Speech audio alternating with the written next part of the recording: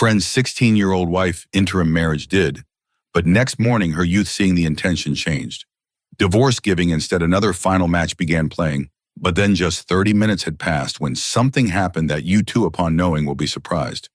Before this, I want to know that if our previous video you liked, then in comments write yes, and subscribe and stay connected to our channel because here you will find great wisdom talks. When I entered the room, my eyes automatically fixed on Ayesha.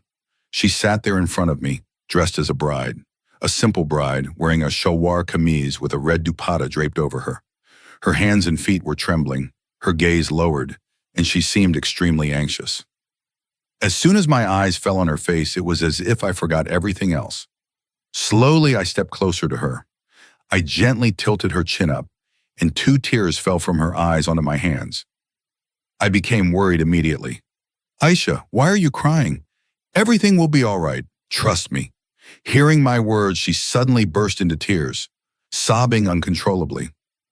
"I don't even trust myself anymore," she said. I softly pulled her closer, pressing her against my chest. Then I leaned in and placed my lips on her burning forehead. In that moment, I realized she was burning up with fever. Her hands and feet felt unbearably warm. I softly reassured her, "Ayesha, if you keep worrying like this, you'll fall sick. It's just for one night. Tomorrow Zain will be yours, and you'll be his, and everything will be fine. Just consider tonight a bad dream and let it pass." She looked like a sweet, innocent 16-year-old girl to me, and her falling tears were breaking my heart. I didn't want her to come closer out of obligation. I wanted to gently melt her resistance with the warmth of my love. Hearing me out, she finally raised her eyes and said, "Will everything really be okay after tonight?" I nodded immediately and said, "Yes, everything will truly be okay. Don't worry, Zain is waiting for you. Just let tonight pass and be mine, so we can fulfill the purpose for which Zain had us married. Then I'll give you back to him." As I leaned down once more to place another kiss on her forehead, drawing her closer, she suddenly started, looking at me as if my touch was unwelcome. I could see that discomfort clearly in her eyes. I chose to ignore it. Carefully, I pulled the dupatta from her head and set it aside. Then I reached for the zipper at the back of her shirt, lightly brushing against it. She squirmed and tried to pull away, and something about her reaction made my heart soften even more. My eyes kept drifting over her delicate features. Those big, deer-like eyes and her creamy complexion had stolen my peace of mind. She kept nervously biting her lips, interlocking her fingers in a sign of distress. I gently touched her lips with my fingertips. "What are you doing, Ayesha?" "You'll hurt yourself," I murmured, my voice heavy with emotion. She immediately stopped biting her lips. Then I softly pressed my lips to hers. My gesture startled her, and she quickly tried to move away. I responded by swiftly wrapping my arm around her waist, pulling her back toward me. With one hand, I held her head and drew her face close to mine. I let a warm, shallow breath escape onto her face. As I stepped into the room, my eyes automatically fell on Ayesha. She was sitting there before me, dressed simply yet beautifully, her features cloaked in a quiet sadness. Her trembling hands and downcast eyes hinted at the turmoil within. The moment I saw her, it was as if everything else ceased to matter. Slowly I approached her, gently lifted her chin, and as she raised her face, tears streamed down her cheeks and fell into my hand. "Ayesha, why are you crying? Everything will be fine. Trust me," I said. At that, her tears turned into heavy sobs, and she choked out, "I don't even trust myself anymore." I pulled her closer, holding her as her frail frame trembled. Placing a soft kiss on her heated forehead, I realized she was burning with fever. Her hands and feet were unnaturally warm. "Ayesha," I whispered gently, "you'll make yourself sick if you keep worrying like this. It's just one night. Tomorrow, everything will be as it should. Zain will be yours, and you'll be his. Just think of tonight as a bad dream and let it pass." My words seemed to calm her somewhat, but I could still see the uncertainty in her eyes. I wanted her to forget her past just for tonight. I wanted whatever transpired between us to happen naturally, without any sense of obligation or duty. I didn't want her to feel compelled or forced. I wanted her to willingly find solace in my arms, to fall into my embrace with all her love, and allow me to hold her completely. For a while she resisted, squirming uneasily in my arms, but as I continued to treat her with tenderness, she slowly yielded. Gradually, she stopped resisting. My gentle affection broke through her barriers, and soon enough she began reciprocating. At times she reached out for me, responding to my love in ways that felt genuine and unforced. Her warm, uneven breaths against my skin left me weak, disarmed by her vulnerability.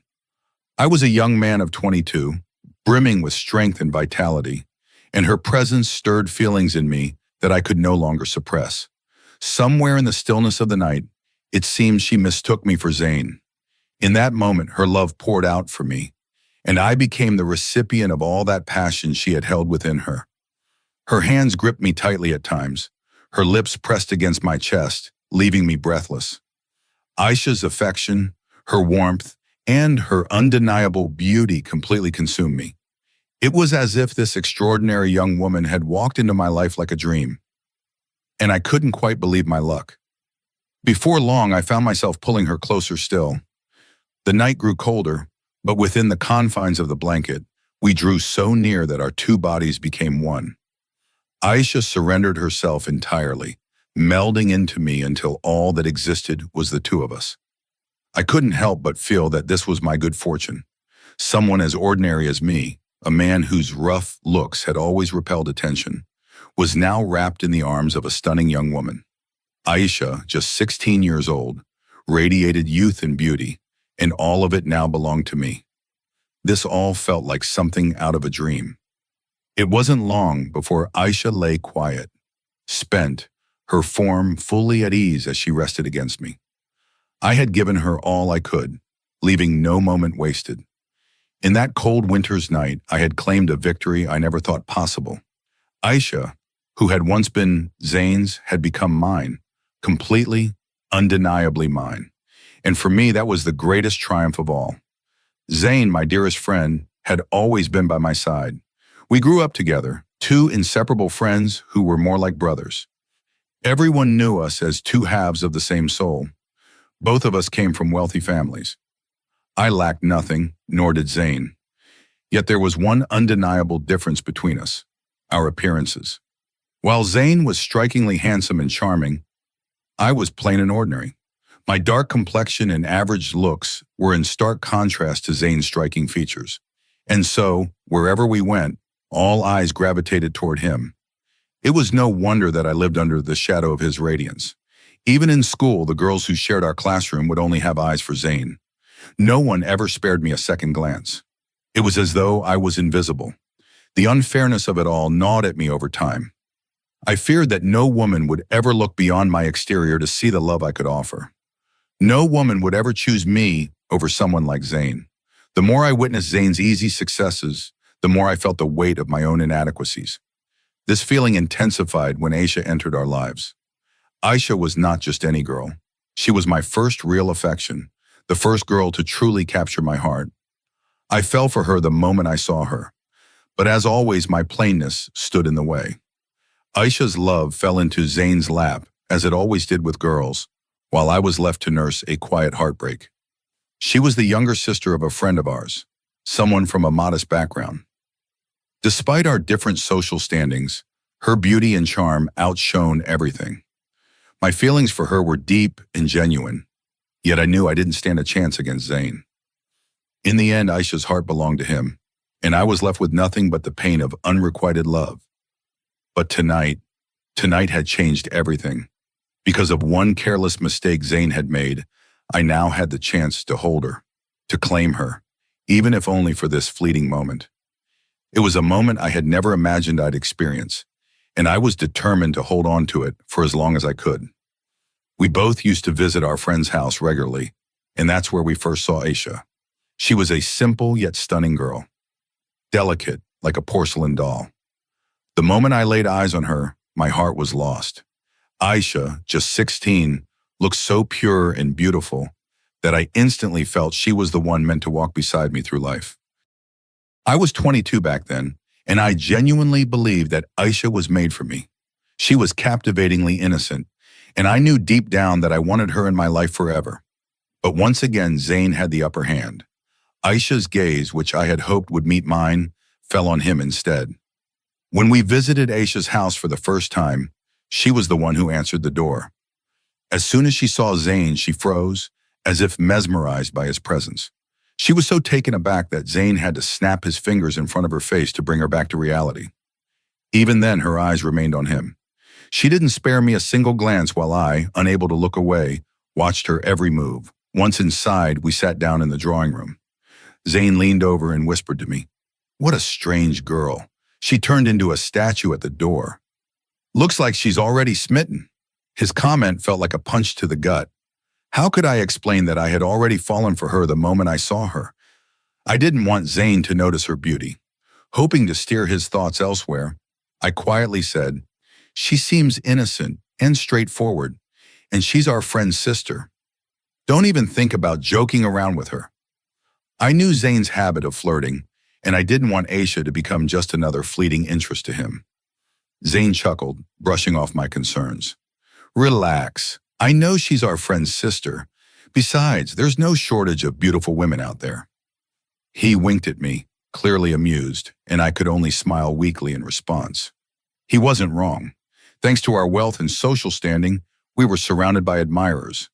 Girls would swoon over Zain wherever we went. All he had to do was show a little interest, and they'd be head over heels. Zain never lacked for attention, but I had always been in his shadow. At the time, our visit to Ayesha's house was purely for our friend Ashfaq's sake. He needed a set of books he couldn't afford, so Zain and I bought them and brought them over. When we handed them to Ashfaq, he was incredibly grateful. As we were leaving, I couldn't resist glancing back.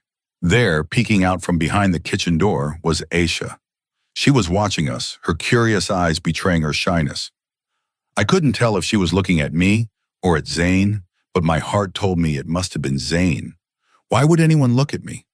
That thought hit me hard, and my heart sank. The entire way home, my mind was consumed by thoughts of Ayesha. Her beauty lingered in my imagination, and I couldn't shake the feeling of longing that had taken root in my chest. I replayed our brief meeting over and over, wishing I could change the way she looked at him instead of me. A couple of days later, we returned to Ashfaq's house. This time, Ayesha herself started a conversation with Zain. She was sweet, innocent, and full of questions about him. Zain was taken aback at first, but he quickly warmed up to her interest. Not only did he tell her about himself, but he also managed to slip her his phone number, offering to help her with her studies. "If you ever need help with schoolwork, just reach out," he said smoothly. "I'm the smartest one out of all of us." I nearly burst out laughing at his blatant lie. Everyone knew I was the top student among our group, but Zain was never one to let the truth get in the way of his charm. On the way back, I tried to confront him. "You shouldn't have given her your number like that," I said. "What if Ashfaq finds out? He'll be upset." Zain just laughed. "Who's going to tell him? You or Ayesha?" His questioning look silenced me, and I knew I wouldn't say anything. From that point on, Zain started helping Ayesha with her studies. Whenever she had a problem, she would text him. He would then forward her questions to me. I'd solve them, and Zain would take all the credit. He played the role of her academic savior, while I remained in the background. Though it pained me to watch their connection grow, I couldn't bring myself to step forward. Each time Zain spent time with Ayesha, I saw how much she trusted him. She turned to him with her questions, confided in him, and slowly drew closer. I couldn't help but wonder if she would ever see me for who I was, or if I'd always remain invisible next to someone like Zain. Yet I held onto the hope, however faint, that one day she might notice me, the quiet, dependable one in the background who had loved her from the start. Despite my repeated efforts to stop him, Zain wouldn't listen. He began flirting openly with Ayesha, speaking to her in a manner full of affection, and Ayesha, in turn, would respond with equal warmth. I often confronted Zain only to have him laugh it off. "Look how easily she's fallen for it," he'd say. "She's young and naive, but she's absolutely stunning. There's no way I'm letting her slip through my fingers." His dismissive attitude toward Ayesha's feelings deeply disturbed me, but he was stubborn. Months passed, And during that time, Ayesha not only fell completely in love with Zain, but he also started taking her a little more seriously. However, I knew Zain all too well. He was incapable of staying committed for long. In the past, he had pursued several girls, only to leave them heartbroken once he grew bored. I also understood Zain's family. His mother in particular would never accept someone like Ayesha. Coming from a less privileged background, she would never be seen as suitable in their high society circles. For these reasons, I repeatedly tried to persuade Zain to leave her alone. I didn't want Aisha's innocent heart to be broken. She was our friend Ashfaq's sister, after all, and truly a sweet, kind soul. Yet Zain wouldn't hear of it. "This time I'm genuinely in love," he insisted. "Don't worry about my mother, I'll convince her." Hearing him say that pierced my heart because Ayesha had become incredibly special to me. I cared for her deeply, but every time I looked at myself in the mirror, my courage would fade. How could someone as beautiful as Ayesha ever love someone like me? She never even glanced in my direction. So I stayed silent. 2 months later, we learned that Ayesha's family was arranging her marriage. A cousin of hers, returning from abroad, was expected to finalize the engagement and marry her before heading back, with plans to bring her overseas later. This news hit Zain like a thunderbolt.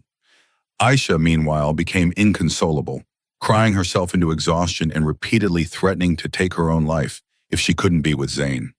Zain, too, was distraught, and then he did something I never thought possible. One night around 4 in the morning, my apartment's doorman called to say that Zain was outside waiting for me. Surprised, I went down to find Zain's car parked there, with Ayesha sitting inside. The sight left me speechless. The shock deepened when Zain revealed that he had taken Ayesha from her home, and they planned to get married immediately. "Have you lost your mind?" I demanded. "We're only 22. You're still in school, and your family will never accept Ayesha. At least talk to your mother first. And what about Ashfaq and his family? How will they face the world after what you've done?" My anger was overwhelming. I knew Zain's family well. We were part of the upper crust of society, while Ayesha's family was lower middle class, if that. But Zain had made up his mind. "I've already decided," he said firmly. "Are you with us or not?" Seeing no way to reason with him, I asked what he intended to do. "Let's just drive around for the rest of the night," Zain said. "At sunrise, we'll get a court marriage, and then I'll inform my family and hers." I tried once more to make them see reason, but they refused to listen.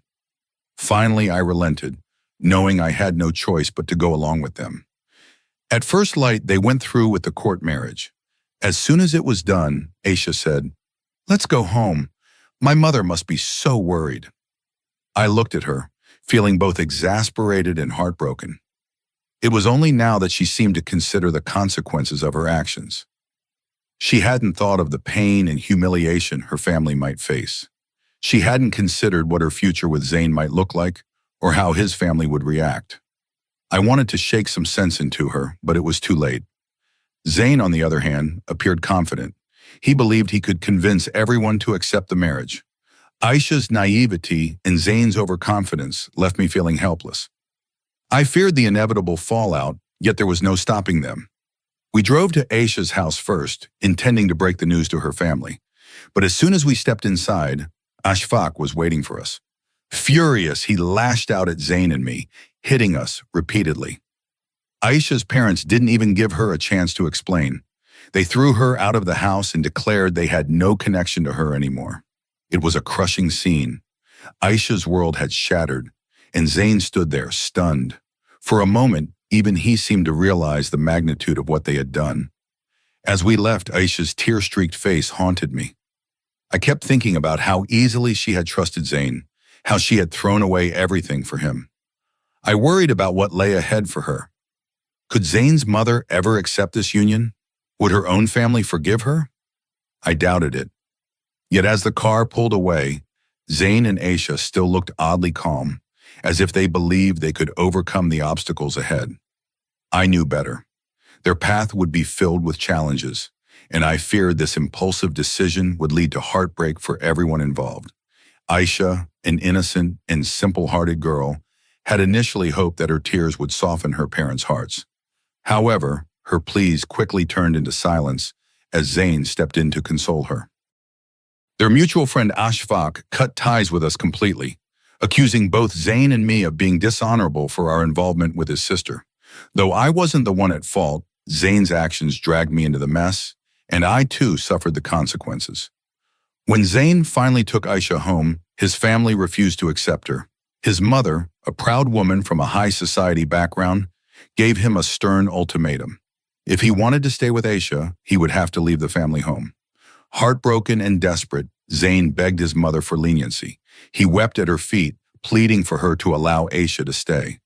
Eventually, she relented, on the condition that Ayesha live in the servants' quarters and that Zain sever all contact with her.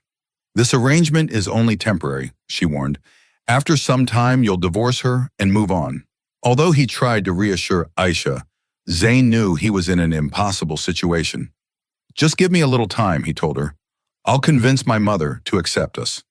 But weeks passed, and Zain's mother became even more resolute in her opposition. She not only prohibited them from seeing each other, but she also confined Ayesha to a locked room. Servants were instructed to deliver her meals twice a day, and otherwise she was left completely isolated. As the days dragged on, Ayesha's condition deteriorated. Once a lively and hopeful young woman, she now seemed like a shadow of her former self. One day, Zain's mother escalated the situation dramatically. She called Ayesha into the main house and, in front of Zain, held a knife to her own throat. "Tell me," she demanded, "do you love your mother or this girl more?" Zain was horrified. He tried to reason with her, but she pressed the blade closer. "If you love me, divorce her right now. If you don't, I'll end my life." Zain, cornered and terrified, did as she asked. Standing right there, he pronounced the words that dissolved their marriage. With that, Zain's mother had Ayesha thrown out of the house. Ayesha, once full of love and hope, was now shattered. She had left her home, her family, and everything she knew for Zain, only to be divorced and humiliated in the end. "What am I supposed to do now?" she cried. "Where can I go?" The 16-year-old girl who had once dreamed of a life filled with love and happiness now found herself with no one to turn to. Zain tried to stop her as she left, but their bond had been irreparably severed. In a desperate bid to help her, Zain called me and pleaded, "Please take her in for now. I'll find a way to fix this." Ayesha, however, refused to return to Zain. "You've already divorced me," she said angrily. "I'm not your wife anymore. Why would I go back to you?" She was furious and heartbroken. With nowhere else to go and my parents living abroad, Zain forced Ayesha to take refuge at my home. Seeing her there every day stirred feelings in me that I could no longer suppress. Her beauty, her vulnerability, it all drew me in. Meanwhile, Zain worked tirelessly to persuade his mother. He pulled every trick he could think of. At one point, he staged a suicide attempt, hoping that the dramatic gesture would force her hand. Eventually, his mother relented. She told him, "Fine, I'll accept her." But it was too late. Zain had already divorced Ayesha and the damage had been done. Now there was only one way to bring Ayesha back into his life. Through me. Zain came to me and begged, "Please marry her. Once you do, I can take her back." He knew I had always admired Ayesha, and he hoped that my feelings would make me agree. I had already fallen deeply in love with her. So even though I knew it would be temporary, I agreed. At least for one night, Ayesha would be mine. Ayesha, left with no other option, reluctantly agreed to the arrangement. We married, and on our wedding night, I found myself completely captivated by her. Ayesha was breathtakingly beautiful. I had never thought I'd find myself so close to someone so perfect. That night I was lost in her presence, savoring every moment as though it were the only time we'd have together.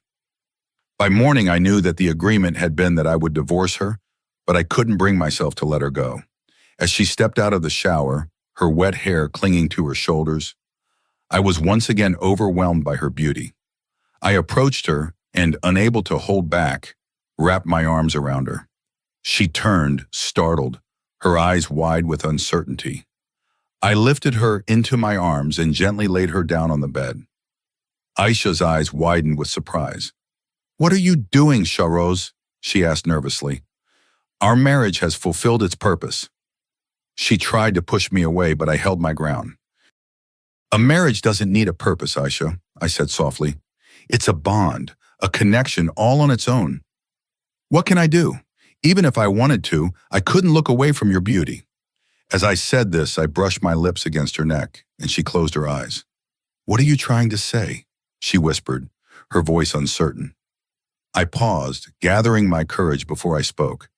I can't let you go, Ayesha. You're mine now. At least let me fully express the love I have for you. I've been yearning for you for so long. I've loved you since the moment I first saw you.